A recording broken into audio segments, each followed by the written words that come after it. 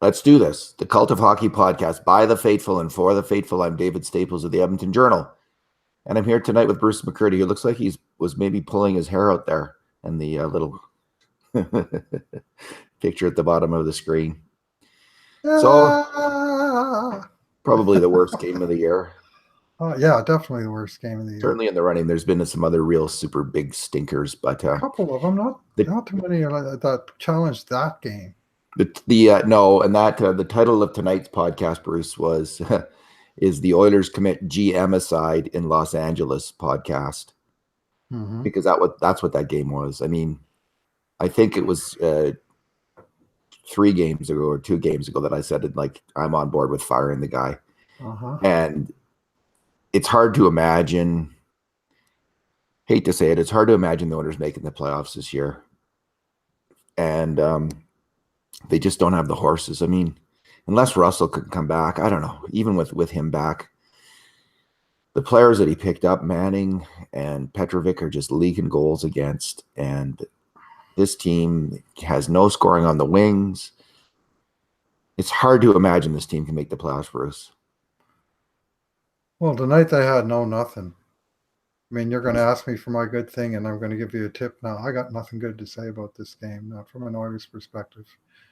Nothing good. I don't think the team competed. I think they got their show run by LA early, and there was a tiny bit of kind of petulance in the late going, but at no point did they sort of get their dander up and play hard hockey between the whistles, and at least try and take it to the other guys a little bit. I mean, they were getting pounded on the scoreboard, and they just put their tails between their legs for the most part, and it was a brutal, pathetic effort. And this is the team that was, in theory, built to beat the big, tough Western Conference team. And now LA is the worst team in the NHL, and they can't even beat them. I mean, Lucic, I don't want to pile on with Milan Lucic, but he should not be playing, Bruce. He can't play. He can't make a play. And he's not the only guy, of course, who's not getting anything done. I mean, you can name almost any winger on the team. But Lucic, this is the hockey game that he was supposedly brought in for, made for. He can't play anymore. They've got to put him in the press box. That's put him in the press box and see what happens. They've got to do it now. So my good thing is this game was wretched enough, and it was a game that they counted on Lucic enough in, going back to his old team, LA, and the fact that he was part of a nothing physical response in that team is, to me, maybe the thing that will push them to say, okay, we're going to sit them. We've had enough. We're going to play other players now and see what happens. So that's the good thing. I think they might finally do that. They got a 22-hour turnaround between tonight's face-off and tomorrow's, which is like the minimum that is allowed in the CBA. They start at 6 o'clock tomorrow, our time, after 8 o'clock tonight. So going with fresh legs seems obvious. Now, in tonight's game, Lucic had 0 shot attempts. He was on the ice for 11 minutes, and the Oilers mustered 1 shot in that entire time. He had 1 hit. Like, what's he there for? I thought it at least was to bring the physicality. And instead, what I saw was a cheap elbow of Oscar Fantenberg behind the play, and a bit of a after whistle scrummage with, I'm not sure if it was Leipzig. Austin Wagner or Sean. Yeah, Wagner. Behind the net, and he cross-checked some guy on the line change, and then he got into a slashing contest with Brendan Leipzig and wound up taking 14 minutes in penalties. In the meantime, Drew Doughty, who elbowed Connor McDavid in the mush in the first period, was openly laughing about it from the bench. Nobody ever said a word to the guy. And that's on the whole team, but it's especially on Milan Lucic. You just cannot allow that if you're supposedly a team leader and here to bring the heavy, hard game. Where the hell is it?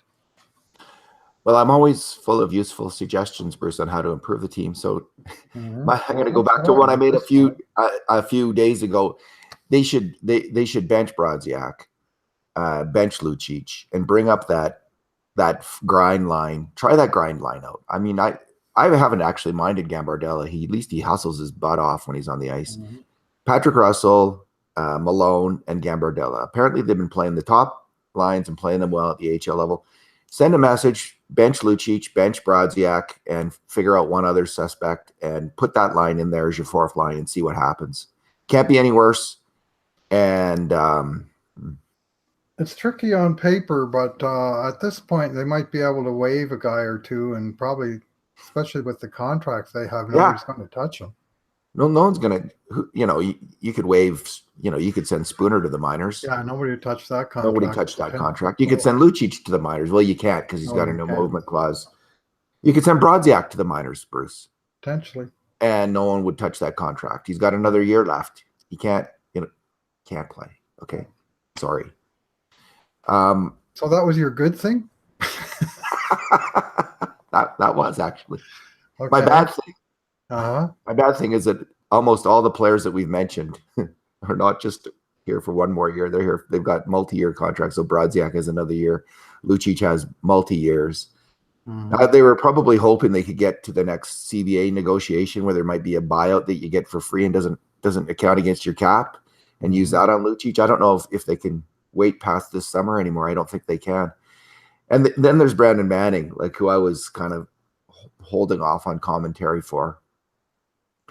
And oh God, Bruce. Like he's hopefully there's going to be more in that. He's just making bad decisions. He on the what was it, the second goal, he can't get the puck out of simple play up the boards. He can't get it out. Nobody near him. He can't get it out. And then on the next one, he's like, I like defensemen who pinch, but come on, he's caught way out of position, and everybody else is too. And another goal. The three forwards are all down below the bottom of the face-off circles. All three of them. That's probably not the time to be pinching, or at least you better be bloody sure about it. And he wasn't. The puck got by him, and it was like 170-foot 2-on-1. Yeah, there was all kinds of terrible plays on all those goals against, and those were certainly some of them. Where are we? Are we on your bad thing? My bad. It's my bad thing turn, and my bad thing is a wide scale bad thing, and it's the supporting cast of the Edmonton Oilers that have been assembled by Peter Chiarelli. And I'm going to do two different parts of it. One is the defense core that Andrew Sekar went down in August, and so far they brought in 5 defensemen. They brought in Jakub Jarabik, who proved inadequate in training camp, and they traded him. They brought in Jason Garrison, who proved inadequate in a somewhat lengthy trial, and they traded him. They brought in Chris Weidman, who proved inadequate, and they traded him back out. And then the 2 latest experiments are Alexander Petrovich and Brandon Manning, and they're still here. They haven't had time to sort of judge and trade them yet, but I mean, it looks like 5 for 5 of guys that can't get the job done. Petrovich was -3 tonight. Manning was -2.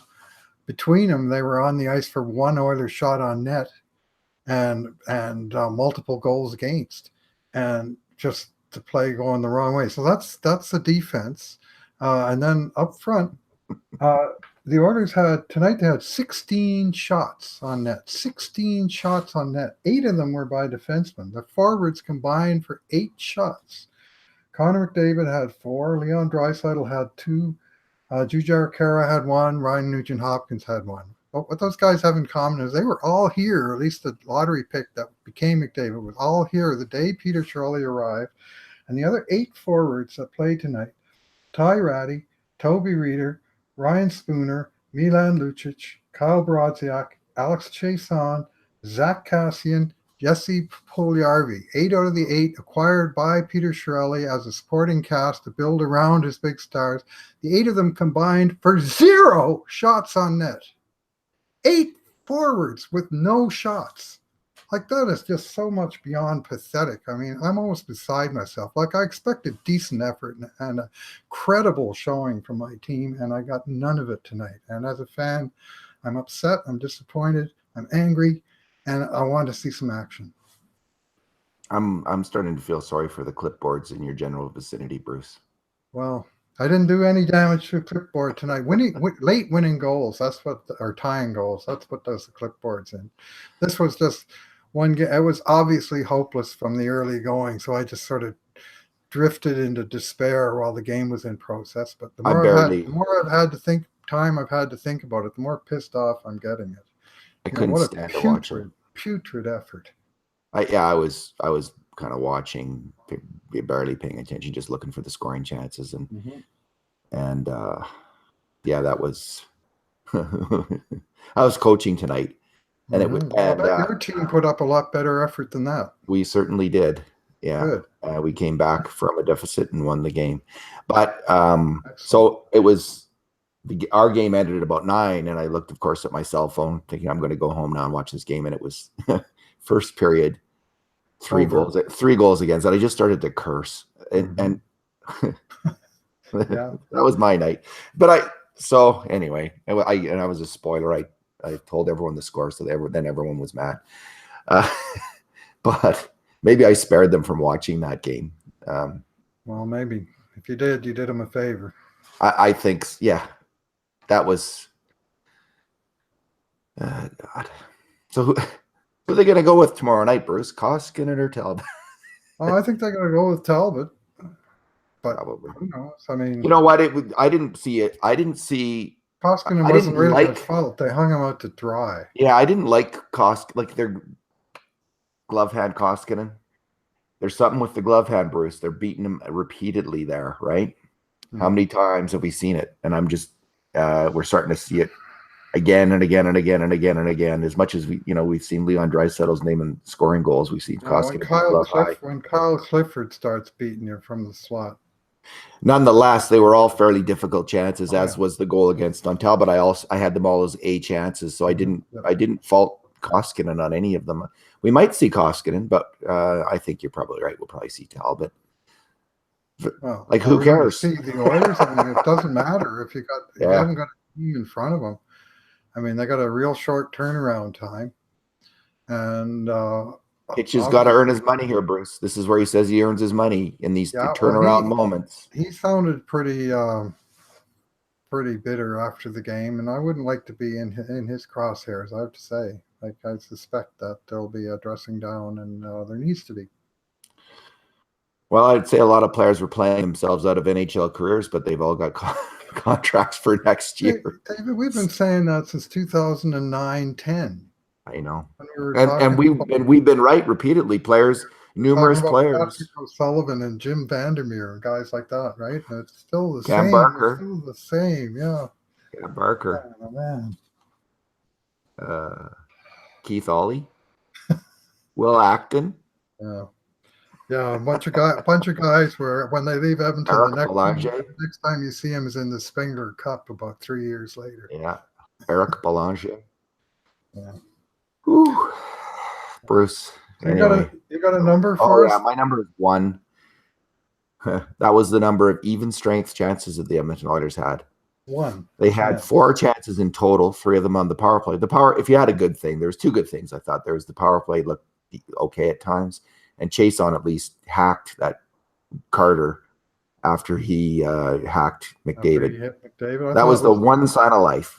I wish he had punched him in the face. It was a clean hit by McDavid, and I still thought Chason was in the right to go after him, because at that point it was just Carter taking a free shot at. I wish Chason had punched him in the head. Well, are we allowed to wish that, Bruce? Is that okay?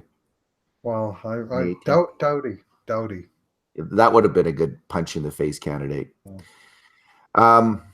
So that's my number 1. 1 even strength chance, which is beyond putrid. Yeah. Okay. What's your number? 48 minutes, 1 grade A scoring chance at even strength. I'm going to go with 22, and I've already said the number. 22 hours between puck drop tonight and puck drop tomorrow night, 6 o'clock our time. Minimum turnaround time. The team doesn't travel anywhere. They just go to Anaheim.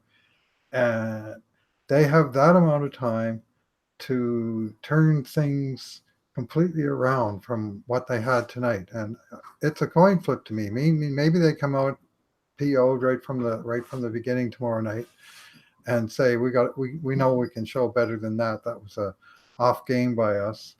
or maybe they're beaten. I don't know. I think we're gonna find a few important clues about this team as early as tomorrow night, and that short turnaround. At least we don't have to dwell on this game too long. I'm already up to number well along in the player grades, because I personally don't plan on dwelling on it too long. But So, Bruce, what strategic changes would you make? Like, if anything, like I've proposed bringing up, like, and I understand that this might be just like me venting and might not be possible to bring up all those players, but I would do it. Like, I would do it in a second. Gambardella's already up. Play Russell, and I just do it as a statement. Like, you can't replace the AHL team with the NHL team. This is the next best thing to do that, and hopefully they can get Russell in and bench Manning. I hear that. I mean, they need 24 hours to waive a guy. So unless the guy has can be sent down directly without waivers, and I think they have Jesse Puljujärvi, who they could send down. And frankly, after tonight's game, it wouldn't bother me if they did, based off of tonight's poor showing. But on the other hand, singling him out when the whole team stunk is maybe not the right psychological move for the. I don't think that's. You don't think he was the worst player on the ice tonight? He wasn't the worst player, but he did nothing. I know they all did nothing, Bruce. Nothing. No. They got torched on 2 It's goals. It's time to take aim at the identity line. Yeah. Frankly, like seriously, and bench one of those guys, and bring all 3 guys that didn't play tonight, put them in the lineup. Who do they have then? Yamamoto? Well, he's hurt, and I don't know if he's on IR. He got hurt in his first game up last Saturday. They have Gambardella. Gambardella's available. They've got Russell maybe. Benning that they benched. Russell maybe. And the roster's in a bit of a flux because they've had, some. They only have the one forward, right? Because Yamamoto's hurt. Yeah, I believe that's right. That's right. And for me, I'd be benching, I think, probably Lucic out of the crew. Although there's lots of candidates. I'm giving out so many 2s tonight, David, it'll make your head spin. So many guys that just had no impact on the game at all. Yeah, man. Even on the last goal, even Nugent Hopkins was lazy on his back check, and Larson was kind of wandering around in the middle of the ice. And I don't know what Nurse was doing. Like, Puljujärvi was on the guy coming down the wing. All Nurse has to do is cover the other guy, and there's no goal. And he just kind of back. These were the veterans. I mean, Nurse Larson. Some of the veterans played okay. I'd have to say. I didn't mind Nurse and Larson that game. I thought Nurse was. Yeah. Well, Nurse had a decent game. I'd give him a passing grade. Maybe the only guy. Nurse and Larson, except for that play that he made. So maybe not. Yeah. Well, that's the thing. And I mean, how many goals did he contribute to? Right? None. Because the whole team, of course, never scored and never really came that close to scoring. So obviously, I take into account more than simple goals. But when a guy gets burned on a goal and doesn't contribute any, then generally he's starting from a deficit position on his grade. Bruce, it's always darkest before the dawn. That's what they say. It's only true when you have a waxing gibbous moon that sets an hour or so before the light starts to come up. Otherwise, it's darkest at midnight. I realized as soon as I said that to the wrong guy. Let's leave it there, Bruce. Thanks for talking tonight. Yeah, thanks for listening, everyone. Hang in there. I mean, I don't know it can get much worse than this. And in the meantime, and in between times, this has been another edition of the Cult of Hockey podcast.